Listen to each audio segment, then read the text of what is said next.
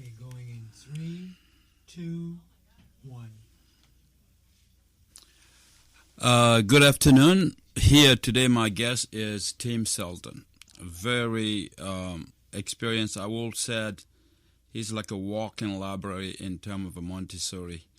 I'm learning so much from Mr. Selden that we don't have enough time to cover Mr. Selden, but we're going to try. Mr. Tim Selden, let's go back to when you said it was a Montessori being run in the White House by Woodrow Wilson, and also we're going to follow that by Montessori in America. All the great Americans who participated in emancipation of this Montessori system in the U.S. So I'd like to put this in the context first. The reason why people got so excited is in the early years of the 1900s, all of the Western world and much of Asia was fascinated by factories. And factories are all based on standardization. And everyone knows exactly what, and there's a time schedule. The way schools have run, even today, is all based on that fascination with the idea of standard parts, standardization, and a kind of a there is an awareness that people are different, but our government will typically, all over the world, will say, this is what you need to learn when you're 16. This is what you need to learn when you're 17. And they might have tracks. You know, if you're gifted, this is what you learn. And we have schools for the, quote, gifted. We have a saying, education is a lifelong journey. It is not a race to nowhere.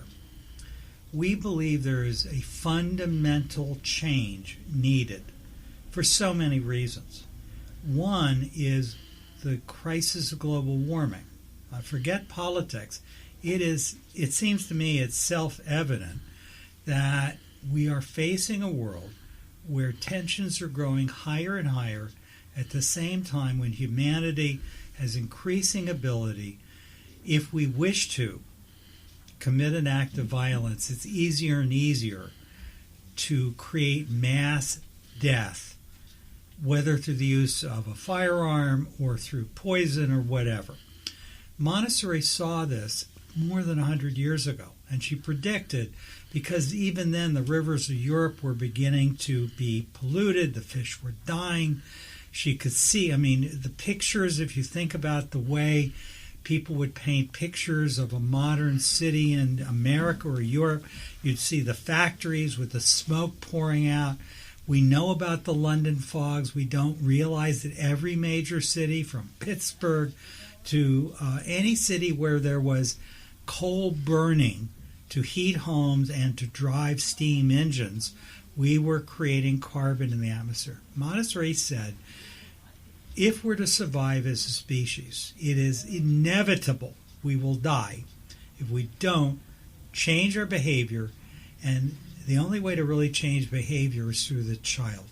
That's why she, as a single woman, brilliant mind, dedicated her life to this when she stumbled on what happened in the first Montessori school. Because the children that were coming out were coming from families where rape, where violence, where alcoholism were everyday occurrences. They were absolutely inner city schools. Mm-hmm. And then when somebody saw how wonderfully these kids were behaving and how well educated they were, they started doing the normal thing. I don't want my child to ever have to go to a normal school. Mm-hmm. Can you extend it up into elementary and then eventually to high school? Mm-hmm. The other thing is people wanted it for wealthy children too, and which is how it started coming to America. Mm-hmm. Woodrow Wilson wanted it for the children of the White House staff. Alexander Graham Bell took his Washington, D.C. estate on Kalorama Road, turned it into a Montessori school, which ultimately became the Barry School that I went to. The same thing happened with Tsar Nicholas in the Winter Palace in St. Petersburg. It happened in England. It's been all over the world. Now, in England, there's a story that's told by two writers from the London Times. They went to the Gatehouse Montessori School around 1911. Gentleman came in and no one saw him arriving, and he found this little child, maybe a 4-year-old girl, and he said, "Little girl, is this your school?" Little English girl looks up at him and says, "No, sir, but I work here." Proceeds to say, "Okay, well, if you work here, where do I go?" And she showed him around, took him around the school, gave him a tour. And he found another child, and he said to this child, "Young man, is it true that here in Montessori you can do whatever you like?" The child responded, "I don't know about that, sir, but I can tell you that my friends and I do like what we do." What you see, Sekou, as a person that comes to our local lab school and teaches, every week, is that children want to go to school. As a headmaster for almost 50 years now, I've never had to deal with a suicide, with a violent physical attack where someone was injured, with anything more than every once in a while a need to gather a couple of kids that are really hot under the collar and sit them down at the peace table and have them talk it through. We don't do that by stacking the deck. I remember talking to the superintendent of Miami-Dade schools, and he said, "I've got 8 public Montessori schools." They only have 4 at the time. But he said, "I've got 8 of them that I inherited. And if I had my druthers, I'd shut them down because it costs more than any other of our schools to run. Because the teachers need a couple of years of special training and they need all the special equipment. But I'll tell you this. One, I can't shut them down because the parents would kill me. Parents are the most dedicated parents I've ever seen in the district. The second is, I got to give you guys credit. Whatever you're doing, we don't have to call the police to go over to the school to settle fights. We don't have vandalism. We don't have truancy. We have the highest graduation rates. Right. I have a young man. His name is Benjamin Bogart. He started at our school when he was 18 months old. He's an interesting kid. He has a website still on YouTube called Ben Builds. Ben always wanted to go to MIT. And at Newgate, there is a little uniform they wear. Ben would always be out of Newgate uniform. He'd be wearing his MIT sweatshirt when he was a little boy. When he finally graduated, he's now 2 years ago he graduated, he got accepted to MIT. He turned it down. Wow. Because MIT only offered him a 40% scholarship. Georgia Tech pays him to go to school. The bottom line is, you may be aware of some famous Montessori graduates. For example, most people are aware that Anne Frank went to Montessori schools, that Jeff Bezos, who's a Montessori child, just gave $1 billion last year to create a nationwide network of non-publicly funded, uncompromised Montessori schools. This is Jeff Bezos of Amazon. Yeah. The creators of the Google guys. In 2006, we're on with Barbara Walters doing her 10 Most Interesting People of the Year that year. And she asked them this question: is it true that you are so successful, so unusual, because your parents were college professors? And they looked at each other, they cracked up, said, no. It's because we both went to Montessori schools. And in our opinion, it's because we never had to put up with the nonsense that most kids put up with in school. Now, most schools are traditional schools. Most human beings, most parents want what they get. You can't make someone want something different.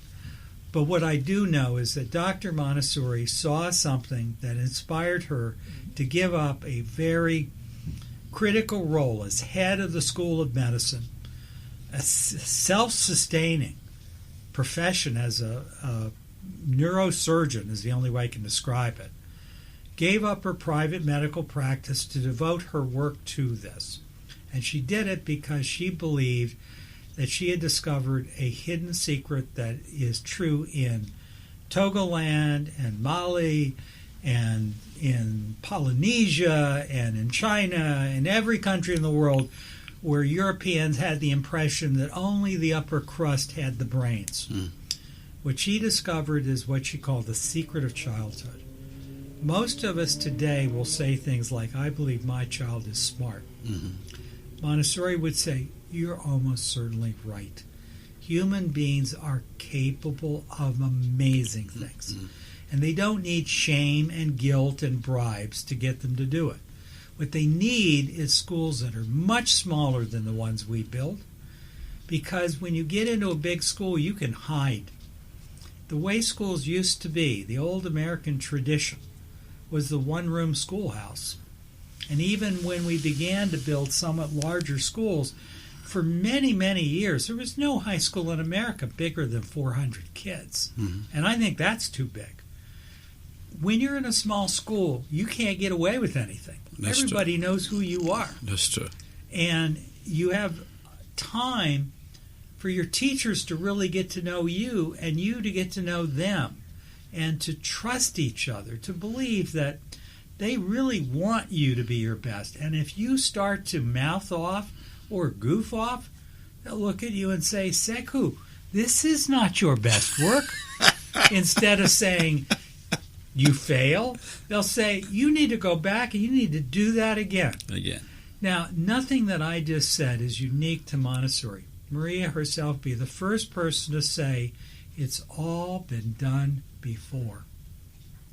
All Montessori wanted to do was to figure out what works. What works whether you're in Beijing or in Paris, or Washington or Sarasota. And she wanted to systematize it and create a science. And that's its correct name. The Montessori method is not a franchise of schools owned by Dr. Maria Montessori, who died back in 1952, by the way. We don't see her as anything other than a brilliant human being who started us in our work. Jean Piaget said, I studied under Montessori, but I had my own voice. I had my own work. I did other things. What I believe we've done is created a worldwide movement that's growing bigger and stronger every year. You don't need my permission to start a Montessori school. It's not copyrighted. And there are Montessori schools that are Montessori, and there are Montessori schools that are Montessori something. In other words, there are lots of people who don't know what they're doing. But there is a science to this.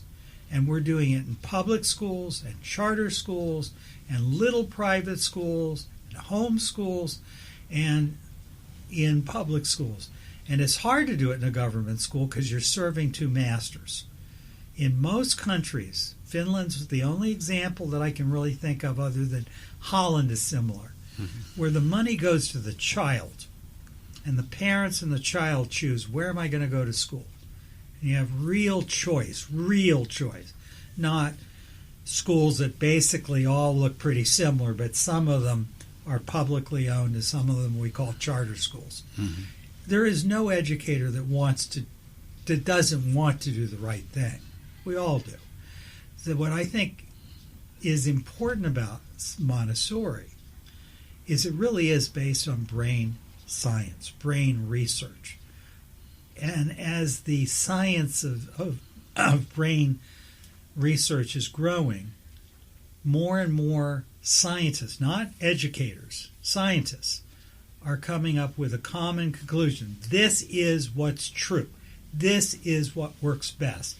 Now what we're trying to do is to get the world's schools to do it. And the outcome is not just better reading.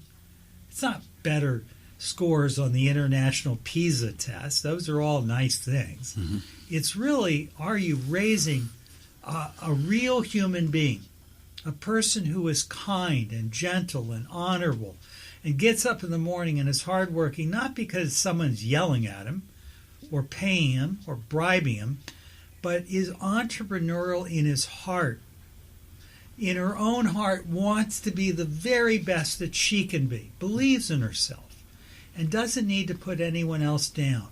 So in a world of social media, where kids are being humiliated and bullied and constantly given the impression that everyone else's life is better than their life, Montessori kids around the world, in places as far off as Iraq, which is where Kurdistan is, And in these refugee camps,